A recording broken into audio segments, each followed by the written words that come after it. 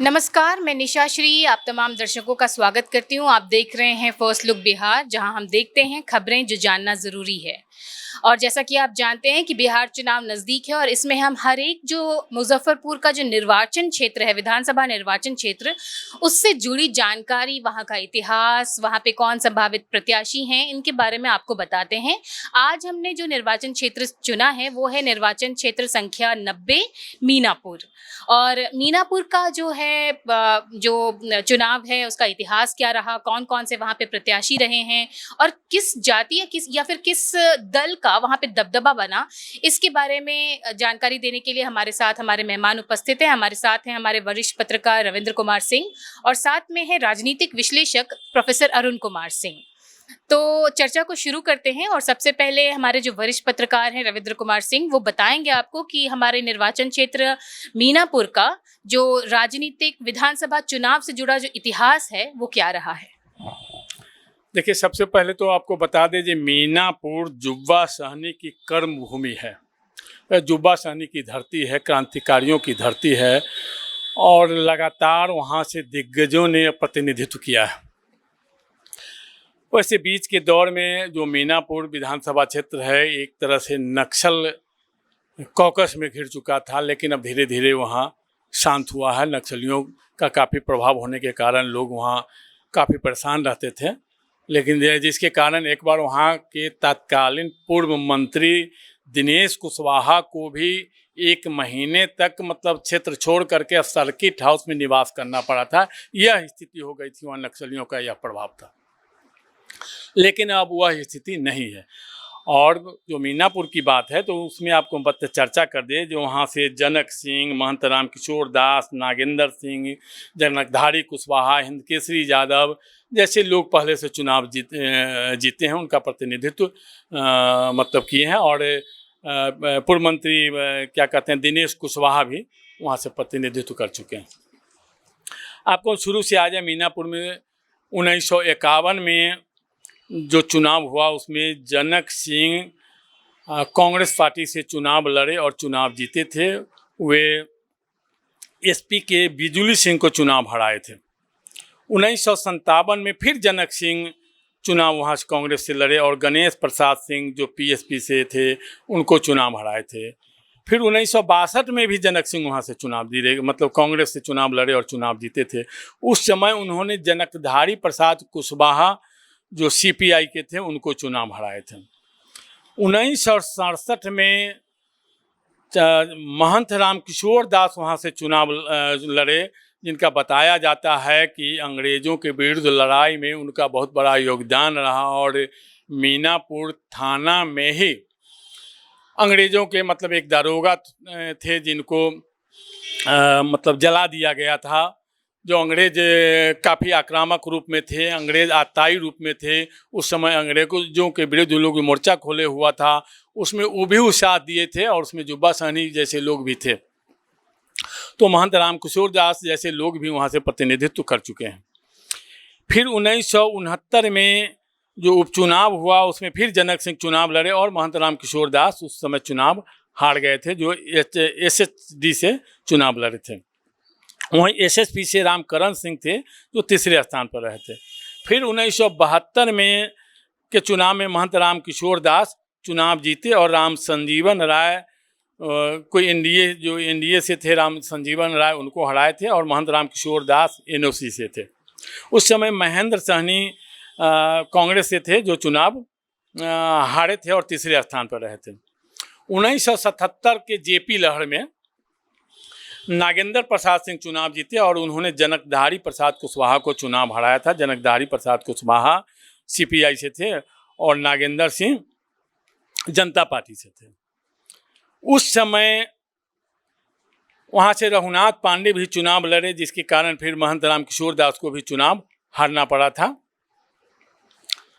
फिर अब आ जाइए 1980 में जनकधारी प्रसाद कुशवाहा वहाँ से चुनाव जीते और उन्होंने महेंद्र सहनी को चुनाव हराया था। 1985 में हिंदकेसरी यादव एलकेडी से चुनाव लड़े और जनकधारी प्रसाद कुशवाहा जो सीपीआई उम्मीदवार थे उन्हें पराजित किया था। और जनक सिंह उस समय निर्दलीय थे जो तीसरे स्थान पर आ गए थे। 1990 में हिंद केसरी यादव जनता पार्टी से चुनाव लड़े और जनकधारी प्रसाद कुशवाहा को वो चुनाव हराए थे। जनकधारी प्रसाद कुशवाहा सीपीआई से थे और तीसरे स्थान पर रहे थे महेंद्र सहनी जो इंडिपेंडेंट चुनाव लड़े थे, और जनक प्रसाद सिंह फिर वहाँ आईएनसी मतलब कांग्रेस से थे जो चौथे स्थान पर चले गए थे। 1995 में फिर हिंद केसरी यादव जनता दल से चुनाव लड़े और चुनाव जीते थे। उन्होंने सकलदेव सहनी जो कांग्रेस उम्मीदवार थे उनको चुनाव हराए थे, बड़े अंतर से चुनाव हराए थे, और जनकधारी प्रसाद कुशवाहा उस समय तीसरे स्थान पर चले गए थे। वर्ष 2000 में दिनेश प्रसाद वहाँ से चुनाव लड़े। दिनेश प्रसाद चुनाव लड़े तो एक तरह से इंडिपेंडेंट चुनाव लड़े, जबकि उन्हें एनडीए का समर्थन था। वह सीट बाद में चला गया एनडीए के कोटा में। एनडीए के कोटा में बीपीपा को, उस समय आनंद मोहन भी आ गए थे बीपीपा में, तो बीपीपा के कोटा में गए। लेकिन उस समय तब तक सिंबल लेने का समय समाप्त हो गया था, टिकट मतलब सीट बंटवारा को लेकर के, जिसके कारण समर्थन तो एनडीए को मिला और आनंद मोहन के बीपीपा के उम्मीदवार समर्थित उम्मीदवार तो बने, लेकिन एक तरह से वो इंडिपेंडेंट उम्मीदवार हो गए। और उन्होंने हिंद केसरी यादव जो आरजेडी से उम्मीदवार थे उनको चुनाव हराया था। उस समय भी सकलदेव सहनी कांग्रेस से चुनाव लड़े थे और तीसरे स्थान पर रहते। उस समय राजीव कुमार जो अभी वर्तमान विधायक है वे इंडिपेंडेंट चुनाव लड़े और एक करीब 11,452 वोट लाए थे, जिस कारण भी हिंद केसरी यादव को उस समय चुनाव हारना पड़ा था। और जनकधारी प्रसाद कुशवाहा सीपीआई से छठे स्थान पर चले गए थे। 2005 के फरवरी चुनाव में फिर हिंद केसरी यादव चुनाव जीत गए और उन्होंने दिनेश प्रसाद कुशवाहा को चुनाव हराया। उस समय दिनेश प्रसाद कुशवाहा जनता दल यू से प्रत्याशी हो गए। उस समय विनोद कुमार कुशवाहा एलजेपी से उम्मीदवार हुए और उन्होंने भी करीब 10,000 वोट लाया था, जिसके कारण दिनेश प्रसाद कुशवाहा को चुनाव हारना पड़ा था। 2005 के अक्टूबर में जो चुनाव हुआ उसमें फिर दिनेश प्रसाद कुशवाहा जदयू से उम्मीदवार बने और वे हिंद केसरी यादव को बड़े मतों से पराजित किया था। फिर 2010 के चुनाव में दिनेश प्रसाद कुशवाहा जेडीयू से चुनाव लड़े और राजीव कुमार उर्फ मुन्ना यादव जो अभी वर्तमान विधायक हैं उनको, वे आरजेडी से उम्मीदवार थे, उन्हें पराजित किया था। उस समय भी सकलदेव सहनी चुनाव लड़े और तीसरे स्थान पर रह गए थे। 2015 के चुनाव में राजीव कुमार उर्फ मुन्ना यादव जो वर्तमान विधायक है वे आरजेडी से चुनाव लड़े और वे अजय कुमार जो बीजेपी के उम्मीदवार थे, जो बीजेपी के उम्मीदवार अजय कुमार पूर्व मंत्री दिनेश कुशवाहा के पुत्र थे, उन्हें पराजित किया था।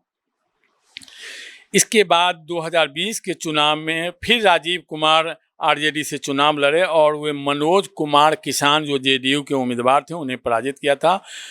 उस चुनाव में 2020 के चुनाव में लोजपा अलग जैसे सभी सीटों पर जो जदयू जहाँ जदयू चुनाव लड़ रही थी, चुनाव जदयू वाले सीट पर लोजपा अपना उम्मीदवार खड़ा किया था और लोजपा उम्मीदवार जो पूर्व मंत्री दिनेश कुशवाहा के पुत्र थे अजय कुमार, वे भी जैसे करीब 43,337 वोट लाए थे, जबकि जेडीयू के मनोज कुमार को 44,412 वोट आया था, जबकि राजीव कुमार जो आरजेडी से विधायक हैं उनको 60,018 वोट आया था। और आपको पहले ही बता दिए कि कई दिग्गज और दिग्गजों के मतलब सभी दल को, कांग्रेस का प्रतिनिधित्व था, सीपीआई का प्रतिनिधित्व था, राजद और जेडीयू भी वहाँ से चुनाव जीता। मतलब लगातार सब मिला जुला करके दलों ने वहाँ से अपना भागीदारी, दलों की भागीदारी रही और सभी दल के लोग लगभग वहाँ से चुनाव जीते थे। तो अभी जो आपने विश्लेषण सुना हमारे वरिष्ठ पत्रकार के द्वारा कि किस तरह से कांग्रेस पार्टी का दबदबा तो शुरुआत में था, लेकिन सीपीआई भी वहां से चुनाव जीत चुकी है मीनापुर विधानसभा क्षेत्र से। तो ये जो पार्टियों का जो कांग्रेस का जो दबदबा धीरे धीरे कम होने लगा और अन्य जो क्षेत्रीय पार्टियां हैं वो उभर कर सामने आने लगी, इसके बारे में विश्लेषण जो है वो हमारे जो राजनीतिक विश्लेषक हैं प्रोफेसर अरुण कुमार सिंह वो बताएं। देखिए, ऐसा है कि मीनापुर का जो अभी इतिहास, जो राजनीतिक इतिहास या कहें चुनावी इतिहास का जो विवरण अभी रविंद्र बाबू ने दिया है उससे बहुत स्पष्ट है कि 1980 के पहले तक वहाँ सवर्णों का वर्चस्व रहा है। जनक सिंह जी कोऑपरेटिव मूवमेंट से आते थे और कोऑपरेटिव में बहुत ही उनकी धाक थी यहाँ पर, और खास करके इस क्षेत्र में नवल बाबू और जनक बाबू को कोऑपरेटिव का पर्याय माना जाता था।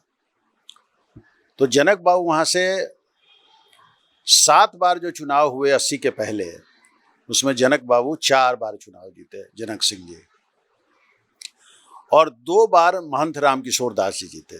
महंत राम किशोर दास जी भूमिहार समाज से आते थे और उनका भी जैसा कि बताया गया है कि जिस समय अंग्रेज़ों के समय में जो जुब्बा सहनी के द्वारा जो मीनापुर थाने को जलाया गया था और वहाँ के दरोगा को जलाकर मार दिया गया था, उसमें कहा जाता है कि जुब्बा सहनी जी को पूरा समर्थन देने में महंत राम किशोर दास जी का भी हाथ था।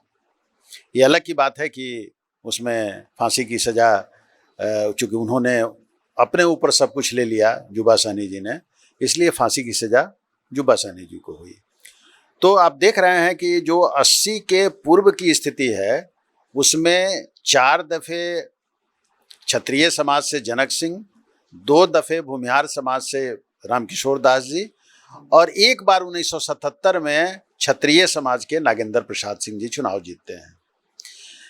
लेकिन इस बीच में जैसे कि चर्चा चली है कि वहाँ नक्सलवाद का भी उदय होता है और जो जातीय बोध है वो भी वहाँ लोगों को संख्या बल जो है वो भी वहाँ के लोगों को पता चलने लगता है, और तब उनको ऐसा लगता है कि साहब जिनको हम जिताते आ रहे हैं वो उनकी संख्या तो यहाँ काफ़ी कम है, तो हम लोग क्यों नहीं चुनाव लड़ें। ऐसा नहीं है कि उसके पहले वो लोग चुनाव नहीं लड़ते थे, लेकिन चुनाव लड़ते थे, लेकिन उनका कोई उस तरह का एक पूरे क्षेत्र में उस तरह का उनका कोई प्रभाव नहीं था। और इस बीच में महंत रामकिशोर दास जी को बिहार सरकार में मंत्री बनने का भी मौका मिला था, तो एक उनका चला। लेकिन 80 के बाद आप देखेंगे तो जो नक्सल आंदोलन का प्रभाव हो और जो दूसरे जो वामपंथी रुझान चल रहे थे उस समय उसका प्रभाव हो कि 1980 में जनकधारी प्रसाद कुशवाहा जो इसके पहले चुनाव हार रहे थे वो 1980 में चुनाव जीत जाते हैं। तो वो उनका अंतिम, उसके बाद वो चुनाव नहीं जीत पाए हैं। लेकिन उसके बाद जो आप देखेंगे कि जो वहाँ की इंटरमीडिएरी कास्ट, जो मध्यवर्ती जातियाँ थीं, जिनको हम लोग ओबीसी भी कहते हैं, अदर बैकवर्ड क्लासेज भी, उन लोगों का राजनीति में उदय होता है।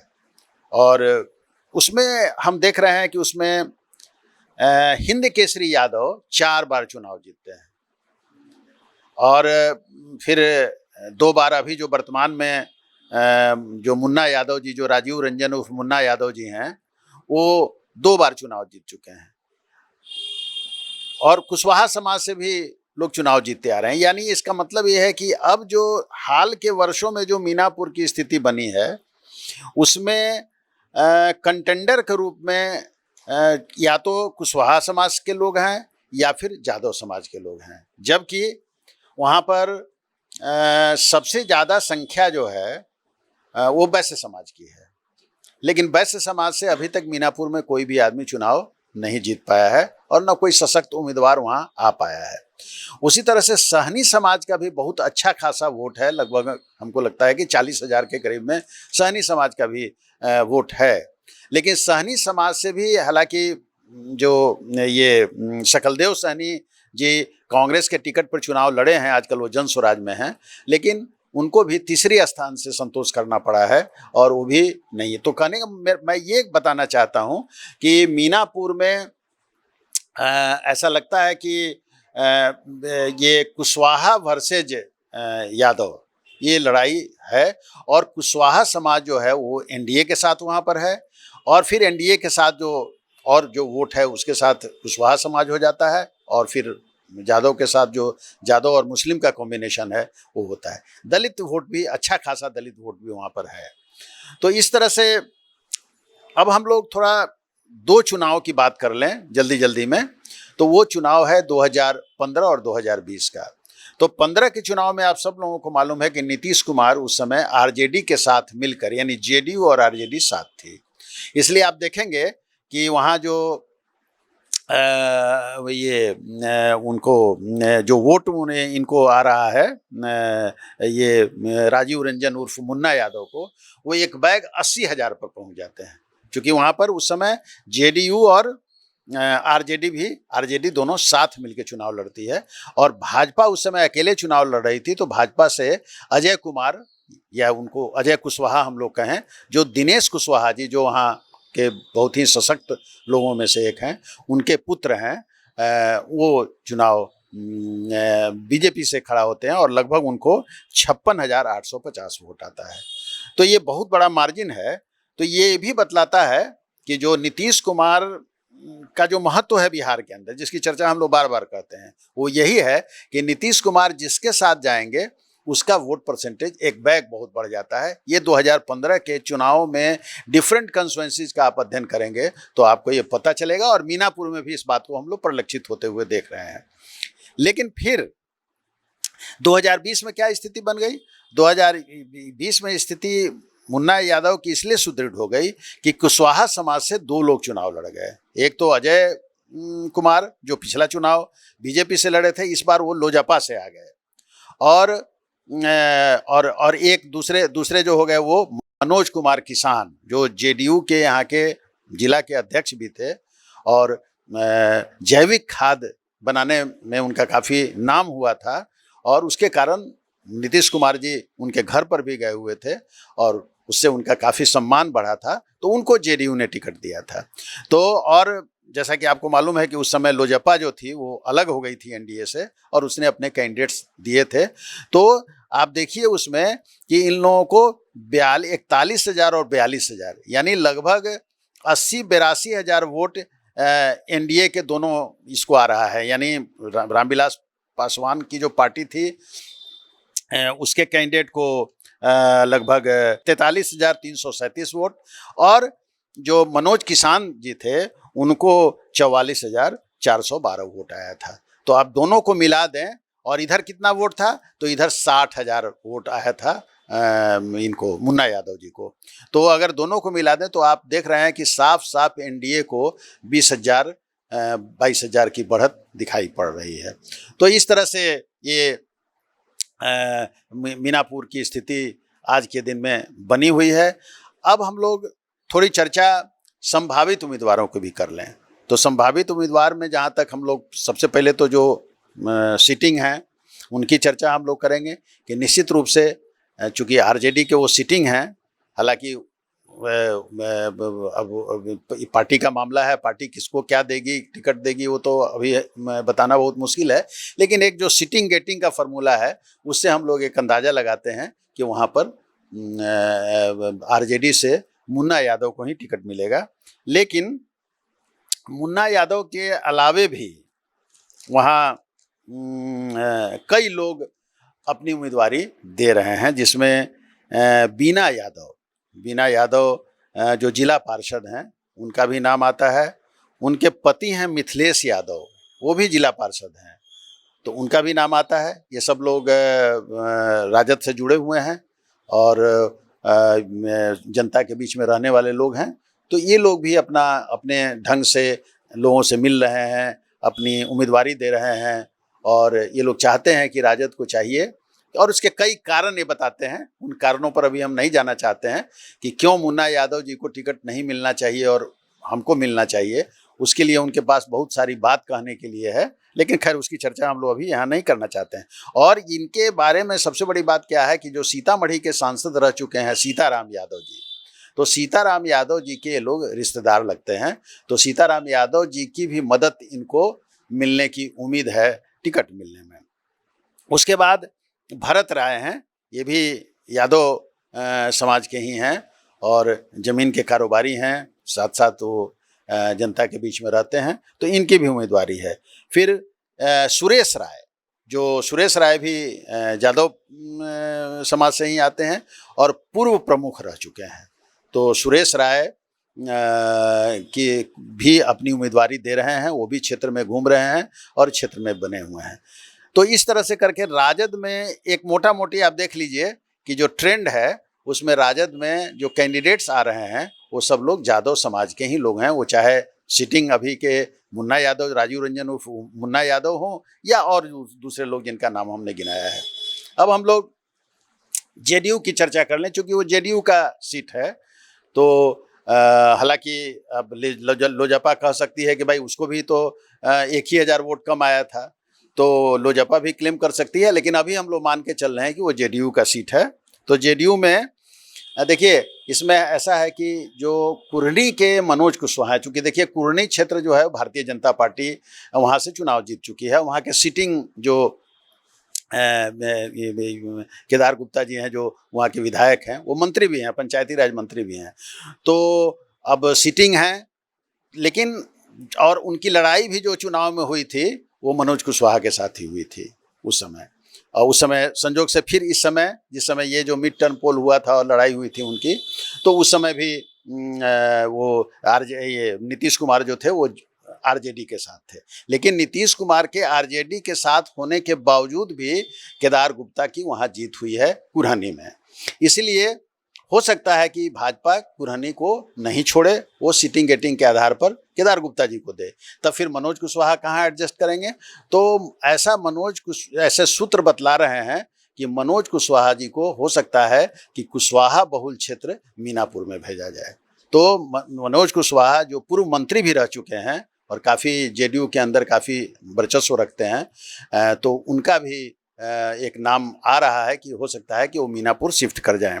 और फिर उसके बाद से मनोज कुमार किसान जो चुनाव लड़ चुके हैं, और जैसा कि मैंने कहा कि उनके यहाँ मुख्यमंत्री जा भी चुके हैं, यहाँ के जेडीयू के प्रेसिडेंट रह चुके हैं, जिला अध्यक्ष, उनका भी नाम है।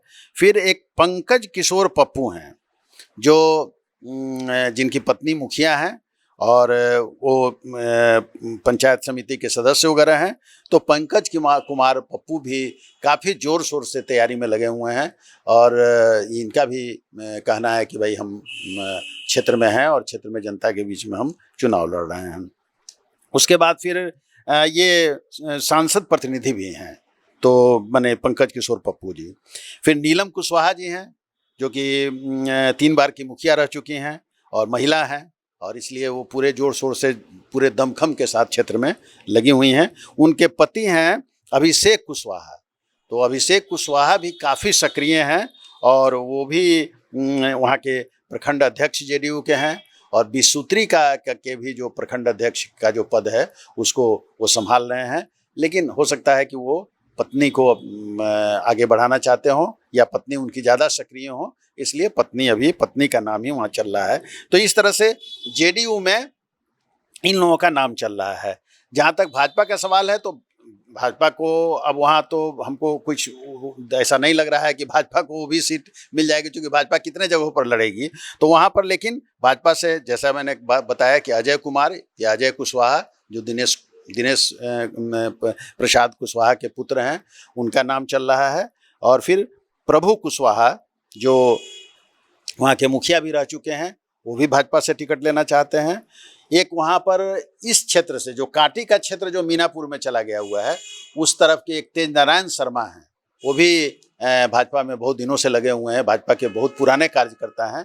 तो अगर भाजपा टिकट देगी तो वो भी जो है सो उसके तेज नारायण शर्मा जी भी उसके उम्मीदवार हो रहे हैं। अब हम लोग आते हैं जन स्वराज। जैसा कि आप देख रहे हैं कि जन स्वराज काफ़ी ये सक्रिय है और सभी जिलों में सक्रिय है, तो मुजफ्फरपुर में भी सक्रिय है। तो मुजफ्फरपुर में जो एक वैश्य समाज से, जैसा कि मैंने आपको बताया कि सबसे ज़्यादा वोट वैश्य समाज का है मीनापुर में, लेकिन वैश्य समाज से अभी कोई फॉर्मेडेबल कैंडिडेट, मजबूत कैंडिडेट अभी तक कोई चुनाव में नहीं आया है। तो आप देखेंगे कि वहाँ पर इस बार एक संजीव चौधरी हैं, जो Sanjeev Chaudhary self made man हैं, काफ़ी नीचे से वो ज़मीनी लोग हैं और नीचे से काफ़ी ऊपर बढ़े हैं, और वो काफ़ी सक्रिय होके और एकदम मॉडर्न तरीके से वो चुनाव लड़ने का सोच रहे हैं। हालांकि एक समय में वो उनको उनके बारे में है कि वो एक समय में उनके बहुत बड़े समर्थक थे मुन्ना यादव जी के, लेकिन कुछ मुन्ना यादव जी से उनका डिफरेंस जब हो गया हुआ है, और अब वो जो है सो जन सुराज के टिकट पर, और उनका स्पष्ट रूप से मानना है कि जन सुराज ने एक तरह से हमको, और जन सुराज ने उनको युवा का, मुजफ्फरपुर जिले के युवा का अध्यक्ष भी बनाया है।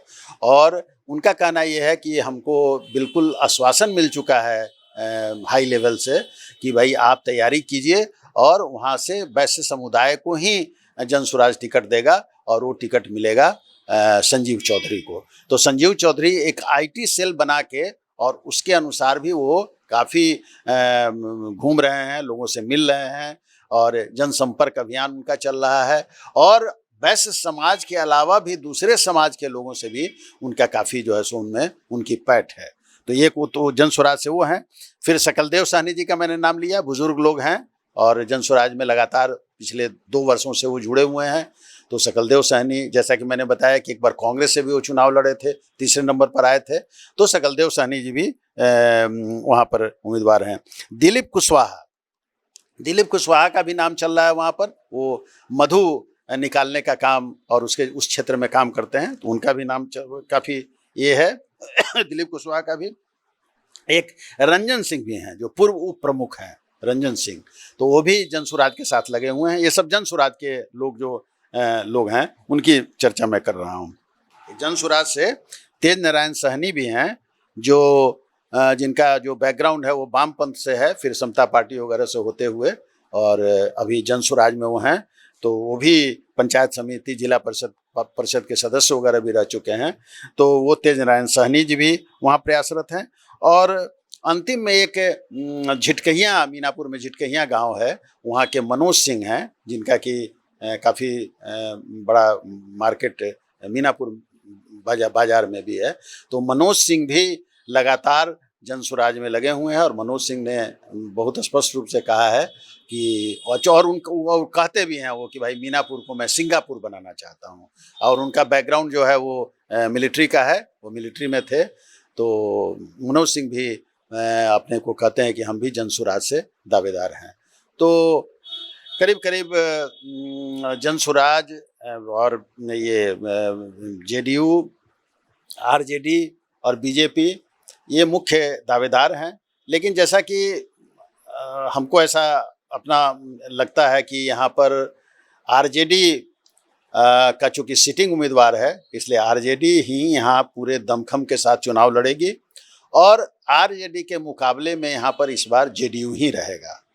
और यहाँ पर आरजेडी से जब किसी यादव को टिकट जो उनको मिलेगा ही, मुन्ना यादव जो हैं उनको मिलेगा, तो निश्चित रूप से कुशवाहा समाज का ही कोई व्यक्ति, जो समीकरण है, लौकुश समीकरण जो है, उसको ध्यान में रखते हुए यहाँ कुशवाहा समाज से ही टिकट मिलेगा। वो चाहे मनोज कुशवाहा जी को मिले या मनोज किसान जी को मिले, जिसको भी मिले, लेकिन कुशवाहा समाज के किसी को व्यक्ति को मिलेगा। लेकिन हम लोगों को इस बात का ध्यान रखना चाहिए कि सहनी समाज का भी बहुत बड़ा वोट है, और सवर्ण समाज का भी वोट यहाँ पर जबरदस्त है। तो सवर्ण समाज का वोट तो सीधे चला जाएगा एनडीए के साथ, लेकिन सहनी समाज का वोट कहाँ जाता है? क्या सहनी समाज का वोट जनसुराज के साथ, अगर कोई सहनी कैंडिडेट हो जाएगा तो जनसुराज के साथ चला जाएगा? तो ये और सहनी समाज के बारे में प्रेडिक्ट करना भी बहुत मुश्किल है कि वो एनडीए के साथ रहेगा मीनापुर में, या वो राजद के साथ रहेगा। तो सहनी समाज एक तरह से बैलेंसिंग का काम करेगा, ऐसा हमको महसूस होता है। तो अभी आप सुन रहे थे प्रोफेसर अरुण कुमार सिंह को कि किस तरह से उन्होंने पूरा डाइसेक्ट कर दिया अभी तक का हमारा जो मीनापुर कॉन्स्टिट्यूएंसी का जो इतिहास था, उसमें कैसे कैसे जाति समीकरण रहे, पार्टियों का दबदबा रहा या व्यक्तित्व का वर्चस्व रहा। लेकिन इसके बाद भी जो पार्टी है, कांग्रेस की पार्टी है, और भी कुछ इस तरह के मुद्दे हैं जिसका विश्लेषण हमारे वरिष्ठ पत्रकार रविंद्र कुमार सिंह जी आपके सामने करेंगे। देखिए, कांग्रेस की बात हो तो कांग्रेस तो महागठबंधन में, कांग्रेस के कोई सशक्त, कांग्रेस के तो पहले उम्मीदवार वहाँ हुआ करते थे सकलदेव सहनी, वो लगातार 3 बार चुनाव लड़े लेकिन जीत नहीं पाए थे। तो महागठबंधन, वैसे कांग्रेस का कोई सक्रिय उम्मीदवारों का नाम अब तक सामने नहीं आया है। वैसे अंदर हो कोई तो अलग की बात है। एक बात और सामने आ रही है जो राजनीतिक हलकों में बहुत तेज़ी से चर्चा में है। जो अजय कुमार पूर्व मंत्री दिनेश कुशवाहा के पुत्र हैं, वे किसी न किसी रूप में चाहते हैं जो चुनाव इस बार लड़े। हमारे जाने माने राजनीतिक विश्लेषक प्रोफेसर अरुण कुमार सिंह ठीक ही बताए हैं, जो वहाँ से जो गठबंधन एनडीए का है उसमें भाजपा के कहीं से कुछ दिख नहीं रहा है, तो यह सीट भाजपा के कोटे में जाए। उस स्थिति में एक बड़े जोरों पर चर्चा, हालांकि अजय कुमार इस बात से अनभिज्ञता जता रहे हैं और इसको खारिज करते हैं, लेकिन यह चर्चा है कि अजय कुमार का जो स्वजातीय वोटों में और क्षेत्र में और भी पकड़ है, जिसके कारण वो अच्छे वोट लगातार लाते रहे हैं, तो वे राजद के भी संपर्क में हैं और राजद, उनको यह उम्मीद है जो राजद इस बार अपना उम्मीदवार बदल सकता है, उस स्थिति में उन्हें ही यह मौका मिलेगा। अगर ऐसा होता है तो वहाँ का परिणाम बहुत ही चौंकाने वाला होगा। लेकिन दूसरी तरफ जो प्रोफेसर साहब बताए हैं, जो एक जनसुराज से जो लड़का है संजीव, तो बैस जाति से आता है, तो वहाँ यह चर्चा है, बैस जाति इस बार यह देख रहा है कि कभी भी हमारी संख्या सबसे अधिक है लेकिन मुझे प्रतिनिधित्व करने का मौका नहीं मिला है, इसलिए बैस समाज के लोगों ने ही मिलजुल करके संजीव को आगे किया है और वे संजीव के साथ है।